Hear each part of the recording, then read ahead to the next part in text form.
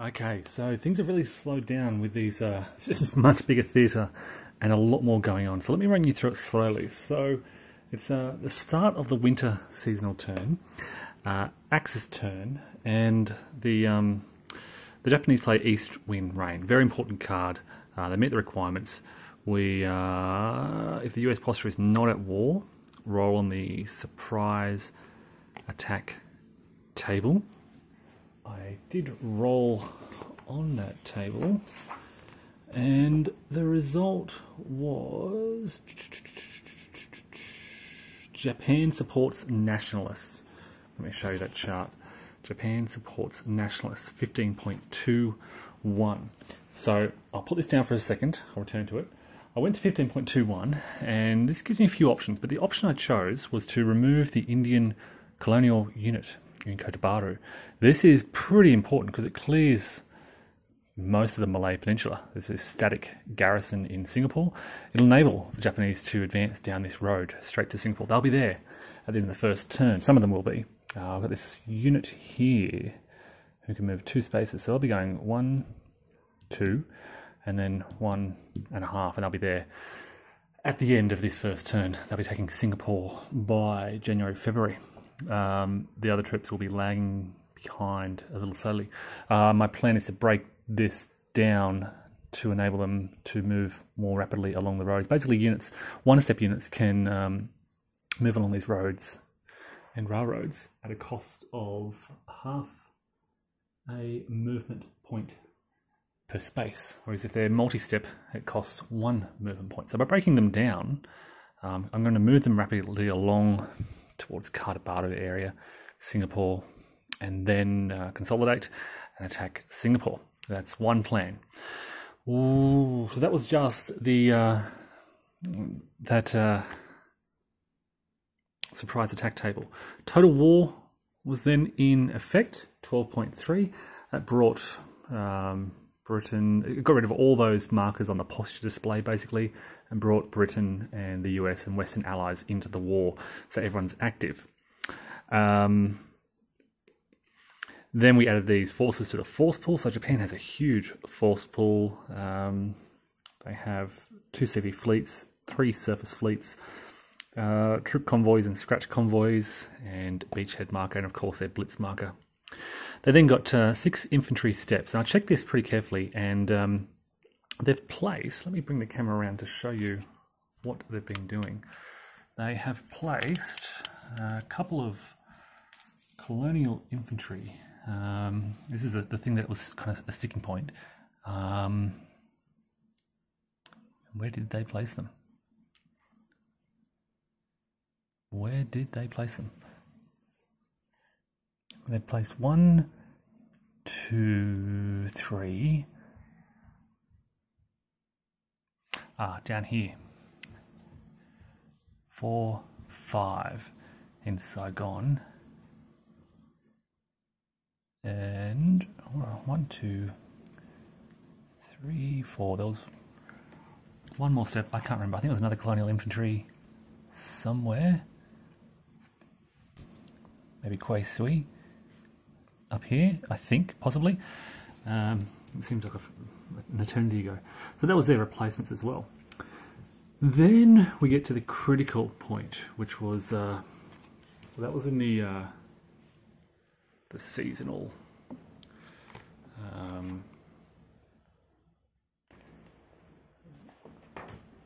of the phase, the seasonal turn, replacement for place. Then we get to the initial administrative phase and political events segment, and of course we get apply Operation Z, and this is huge. The Japanese get to declare war. Well, they've got a few options here, of course, but what I chose was to declare war on Siam. They've only got the one force, which you can see off in this force pool. It's their reserve unit. Reserve units aren't placed on the map, they're placed in the Western force pool. So that force, Siam has no forces setting up, just that one unit in the force pool. They place the mobilizing counter in their capital. It won't have much of an effect because the Japanese are going to advance straight through, seize the capital, and move on down towards Singapore. It's a winter turn, and the other effect of Operation Z, 15.29, is the Japanese can place or take, I should say, 6 Force Z actions, I think it's called. There's been a lot of rules consultation just getting this all done, and I'm very worried about getting something wrong. So yeah, they can declare war, or they could have rolled on the diplomatic incident table. I figured declaring war was the easiest way to knock Siam out and capture the territory and move on through to Malaya.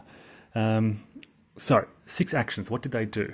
First of all, they, for 2 actions, took out 2 harbour attacks, 1-2, took out what is in effect the Prince of Wales and the Repulse, and then I guess an American surface fleet somewhere. That's 2 actions. What else have they done? Let's have a look around. For one of their actions, they've placed one of these Totsugeki markers. This is still coming to grips with this. Like a blitz marker, creates an open city in its hex, which is less important right now.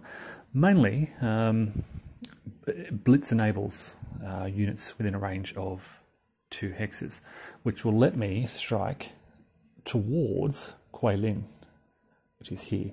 It'll get me right up and close to that city that I need to get to. So there's some other stuff going on out in the east as well. It's taking a long time to consider what to do with these and to read through the rules and appreciate the implications. I am going to capture, I'm placing an S and LF beachhead here to capture Rabaul. This is a strategic objective hex, so that will be instant. Another one in Wake Island, which is one of the scenario objective hexes, that'll be instant. Basically, you just place a Japanese detachment marker on top and remove that allied marker, and it goes, I think, in the delay box. So there's 1, 2. I had considered, I had earlier kind of set up a beachhead, another SNLF beachhead around the Philippines, but what I'll do is I'll capture Davao, down here, Davao, which is another strategic objective hex, and a critical point between these 3 sea zones. I can't remember what they're called. So it'll serve as a naval base for all 3. I could potentially, in fact, that may serve as a naval base for down here as well, for the Coral Sea. I could capture Amboina, and that would let me move straight around to Port Moresby as well. That might be an option for even Manado. I think they border onto the Arafura Sea, which would let me launch another invasion. Oh no, that's not a North Sea zone. I think it would have to come from the Coral Sea around here. But there's those 3 other Z actions. I've taken this one away. I'm also been thinking about the viability of a beachhead here. In the event, yes, I had planned to move around through Siam, but by placing a beachhead here, this headquarters can move onto the beachhead, and then reserve move, I think, I'll have to check the rules, off that into Sonora, and they can almost be at Singapore, or they will be outside Singapore by next turn. So yeah, this is part of that learning experience. I'm reading a lot about these beachheads. I do, of course, have this beachhead in my support unit and marker force pool. I've got a lot of troop convoys to provide supply or to ferry troops. There are Marines here. Now these Marines could indeed... Oh, this is Netherlands East Indies, so I can't move in there yet. The Marines here who could potentially start moving into New Guinea. There are some Marines up here in Nagasaki as well. Lots of options, lots of options. I've gone for objective, strategic objective, scenario objective, and kind of naval objective here. The marker up here, which will give me that land-based objective, and then my offensive through the Malay Peninsula.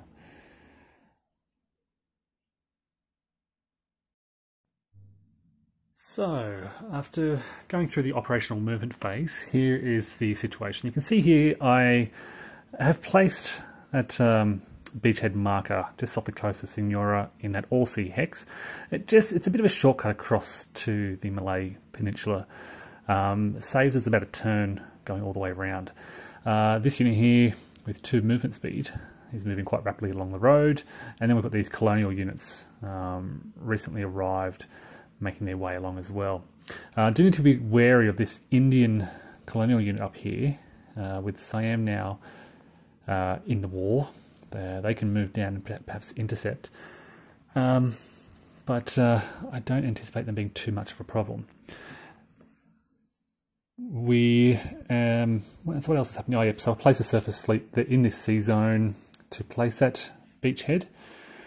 We have a lot of movement going on around Kiangsu. The Japanese are trying to kind of eliminate these 2 easternmost Kiangsu hexes. And I do mean eliminate. They would like to just destroy their forces. So they've got that Totsugeki marker here, headquarters here. They've brought up a lot of units. So some units came down. We broke this unit down, and they brought a step down from the north. Units advancing in from the coast. And then I placed some troop convoys in the Yellow Sea to be able to bring 2 of my reinforcements over to the coast of Kiangsu. And they're going to drive west as well. And not a lot happening up in the north. I think I completely forgot about it, to be honest. But that's a bit of a static front. There's nothing the Japanese want to do there anyway. Elsewhere, let me just pan the camera around. So this is where a lot of the big decisions were made. Big decisions that kind of took me a long time to think about, but were fairly easy to resolve. So we have an SNLF beachhead here. This is one of our 6 Z actions, I think they're called. Placing a detachment there in Davao. Another one down here in Rabor, removing that allied marker. Another one up here, and of course Wake Island, removing that allied marker. So 1, 2, 3. And then just in Saipan, this 111 infantry can spend all their movement to cross this non-connected strait to destroy that allied detachment in Guam, and that detachment also goes in the delay box. So that's 4 allied detachments getting placed in the delay box to help the Japanese secure much of this western southwest Pacific region. I think I've done all that correctly. As I said, it took me a long time to read through these rules. I reread the it's a 1 paragraph section on the SNLF beachheads, but I was just sort of, for some reason, confusing myself with the regular beachheads and the units that can land here. Then, in addition to those invasions, we've also brought my Marines. So these guys can cross, they were based, I think, up here in Palau, and they've crossed this sea zone, and they just basically land on an all-land hex in that sea zone. Actually, I think I've done that wrong. I think they can cross 1 all-sea hex, not an all-sea zone. I misread that. The rule is for Marine units, they can cross an all-sea hex side. So they can kind of cross, I don't know where they can cross, where's an all-sea hex side? I guess across here. They can jump across these kind of areas. They can't jump across sea zones. That was a bit, I just misread the rules there. But they are there. I could have put in fact, why not? I'll put a scratch troop convoy there and use them to convoy them across to there. I think they can do that.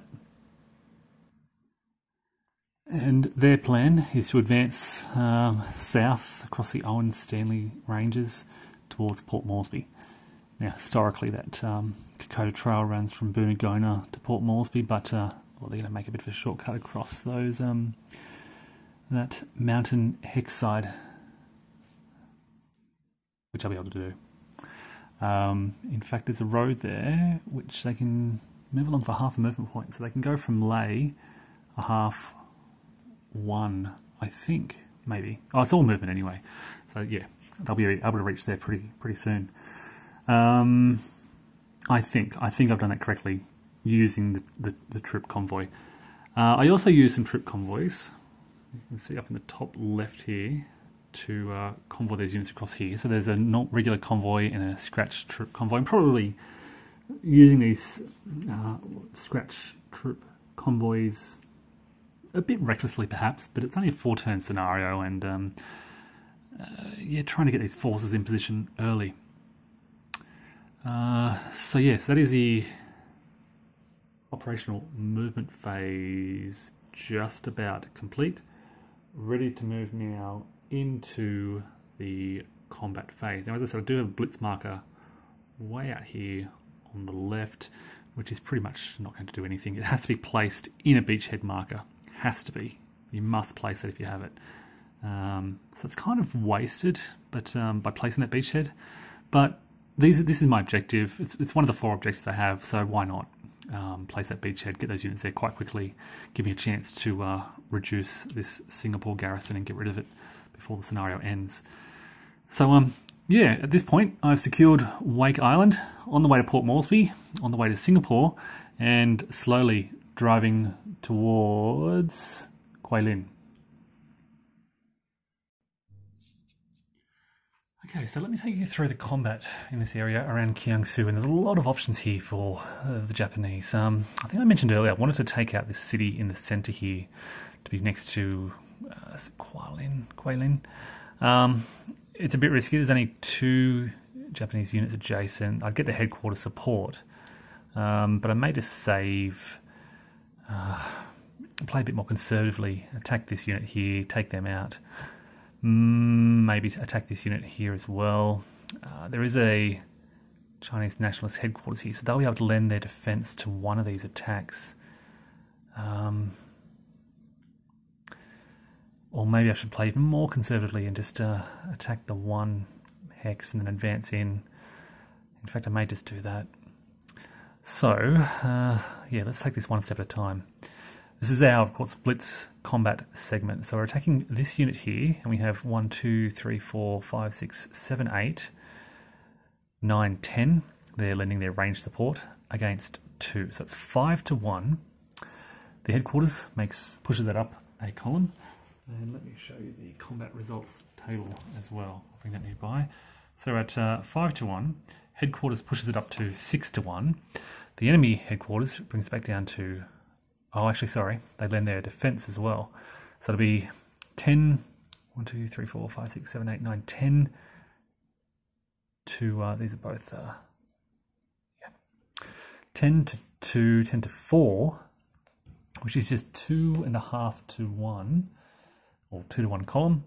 Goes left 1, it goes right 1, and it goes left an additional 1 for a net 1 left because of that rough terrain. So from 2 to 1, it goes down to 3 to 2. And we will roll the dice safely and get a 2, which on the 3 to 2 column is a DR1 result. So they can just retreat back into there, and there is no attrition. And my units can now advance. So yeah, playing it conservatively, still didn't get a very good result. This rough terrain, I forgot about those headquarters behind the lines there. Probably a bit of a waste placing this, but I guess I could have placed another SNLF marker, but yeah, it's been done. There's also, of course, the attack on Hong Kong that I would like to achieve at some stage. That is the Blitz combat segment done. Now we have a regular combat segment. And again, it's even more difficult now. Perhaps I just focus on Hong Kong. Okay, well, what will I get? I'll have 10 to 4. It'll be basically 5, 6, 7, be 1 to 1 odds. Not great odds for combat. If I attack Hong Kong, it's a city, which is another one to the left, but they won't have their headquarters. Let's try and attack on Hong Kong. So this unit here, 2 to 1. 2 to 1 odds. This pushes it up to 3 to 1. The city pushes it back to 2 to 1. So again, we roll the dice. It's a 2. 2 to 1 is a DR1 result. Well, this unit has 0 movement allowance, so they can't retreat. They also have nowhere. Oh, they could have retreated there anyway, but because of their 0 movement allowance, they can't retreat and are eliminated, and so we can capture Hong Kong. That's and again, I could conduct some attacks up in the north, but have no desire to exhaust my units up there. Really what I'm trying to do is ferry some of those units down to the south to this main area of combat. We then get to the marker segment, and I'll run through that. Okay, so I think that's the marker segment done. It's basically removing the SNLF beachheads, removing the blitz markers, moving troop convoys back to their available boxes. For now, I think the beachhead remains, the surface fleet remains used. This will come back during the part of the support segment, the return to base segment. Yeah. Oh, also during the reserve movement phase, which I've also run through. So these guys move down because yeah, they're not impeded by the detachment. And I brought some units up from the coast in Jiangsu. They can't move into enemy zones of control. So just some steady movement around those areas. Okay, that's reserve movement done, which brings us to the final administrative phase, the War and Peace segment, conditional events, and there is something to resolve here, I think. And that is that, yeah, Siam becomes an allied minor country that has been conquered by the Japanese. There's not much to do here. They just had the one force in the Western Force Pool. There's no seated land marker for them, so yeah, that's all that happens pretty much, which is nothing. We don't have to check the Manchukuo garrison for the scenario. It's a scenario-specific instruction. And yeah, that's about it for that final administrative phase. We can then move on to the Western faction turn, which I'll run through, but that'll be much quicker because they have far fewer options. They do have a lot of forces in their force pool, but not a lot of support units, just the one CV fleet, the American CV fleet. It's going to be interesting to see how they respond to this, but it should move a lot quicker from here now that now I've taken my time to resolve what the Japanese are doing and where they are heading. So in this video here, that is the end of the first Axis faction turn for November-December 1941. And again, there's so much I could have done. I could have invaded, well, I did invade the Philippines a little bit, but I could have sent a larger force down here. Could have declared war on the Netherlands East Indies and sort of moved down here through Batavia. This is part of that Netherlands East Indies. Maybe it will happen on the next turn, because we'll go through that Z-Force action again, and a lot more that the Japanese can do. My one perhaps minor concern is my use of those two scratch troop convoys, using them pretty early for pretty minor things, but as you can see, I've now got my armoured units very close to those Chinese forces.